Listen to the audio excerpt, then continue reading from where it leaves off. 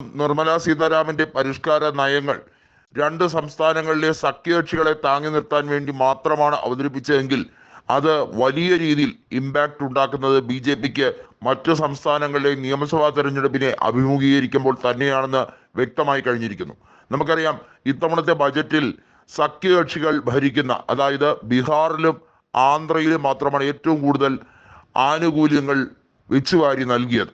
ഇതിൽ നിന്നും ഒരു കാര്യം മനസ്സിലായിരിക്കുന്നു, നിർമ്മലാ സീതാരാമന് ബജറ്റ് അവതരിപ്പിക്കാൻ അറിയില്ല എന്ന കോൺഗ്രസിന്റെ ആരോപണമാണ്. മാത്രമല്ല, രാഹുൽ ഗാന്ധി നിർമ്മലാ സീതാരാമനെ കടന്നാക്രമിച്ച സാഹചര്യത്തിൽ ബജറ്റിലെ ഓരോ വിഷയങ്ങളും എടുത്തു പറഞ്ഞാണ് അദ്ദേഹം കടന്നാക്രമിച്ചത്. അവിടെ നിർമ്മലാ സീതാരാമൻ പറഞ്ഞിരിക്കുന്നത് തന്നെ അടിസ്ഥാനപരമായ കാര്യങ്ങൾ പോലും പഠിപ്പിക്കാൻ ഇങ്ങോട്ട് വരേണ്ട കാര്യമില്ല എന്ന ധാർഷ്ട്യവും ധിക്കാരവും നിറഞ്ഞ നിലപാടാണ്. വാസ്തവത്തിൽ രാഹുൽ ഗാന്ധി അതിനകത്ത് പ്രത്യേകമായും ഫിനാൻസ് കമ്മിറ്റിയിൽ ഉണ്ടാകേണ്ട അംഗങ്ങളുടെ ക്വാളിഫിക്കേഷൻ ഉൾപ്പെടെയുള്ള കാര്യങ്ങൾ എടുത്താണ് പറഞ്ഞത്. അതിനെ ജാതീയമായി വർഗീയമായി വേർതിരിക്കാൻ BJP ആണ് ശ്രമിച്ചത്. എന്നിട്ട് അതിനെ നാണംകെട്ട രാഷ്ട്രീയ ചുവ കലർത്തിക്കൊണ്ട് BJP രാഷ്ട്രീയവൽക്കരിക്കാൻ തീരുമാനിച്ചപ്പോഴാണ് കോൺഗ്രസ് അതിനെ തടുക്കാൻ ഇറങ്ങിയത്. എല്ലാ തരത്തിലും സൈബർ ബുള്ളിങ് നടത്തി കോൺഗ്രസിനെയും രാഹുൽ ഗാന്ധിയും അപകീർത്തിപ്പെടുത്തൽ BJPയുടെ ഒരു സ്ഥിരം ശൈലിയാണ്.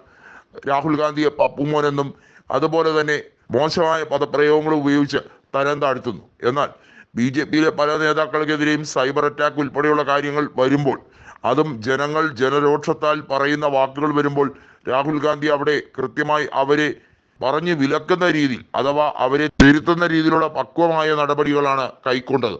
ഇതിൽ നിന്നാണ് അദ്ദേഹത്തെ ഇന്ത്യയുടെ പ്രതിപക്ഷ നേതാവായി ഉയർന്നതിൽ ഏറ്റവും കൂടുതൽ അഭിമാനം ഉണ്ട് എന്ന് BJPയുടെ നേതാക്കൾ പോലും പറഞ്ഞിരിക്കുന്നത്. അതായത് ഗഡ്കരി ഉൾപ്പെടെയുള്ള നേതൃത്വം കൃത്യമായി പറയുന്നത് രാഹുൽ ഗാന്ധി ഒരു മികച്ച പ്രതിപക്ഷ നേതാവ് തന്നെയാണ്.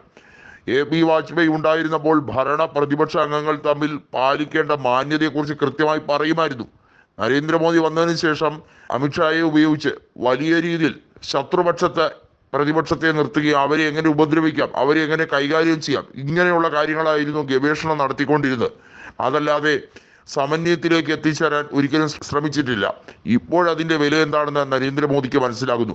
കേവല ഭൂരിപക്ഷം ലഭിക്കാത്ത നരേന്ദ്രമോദിക്ക് ഒരിക്കലും അടൽ ബിഹാരി വാജ്പേയിയെ പോലെ ഒരു ന്യൂനപക്ഷ സർക്കാരിനെ കൊണ്ടുപോകാൻ കഴിയില്ല എന്നുള്ള യാഥാർത്ഥ്യം അദ്ദേഹത്തിന് മനസ്സിലായി കഴിഞ്ഞിരിക്കുന്നു. അതുമാത്രമല്ല, കൃത്യമായ നീക്കമാണ് നടത്തുന്നത്.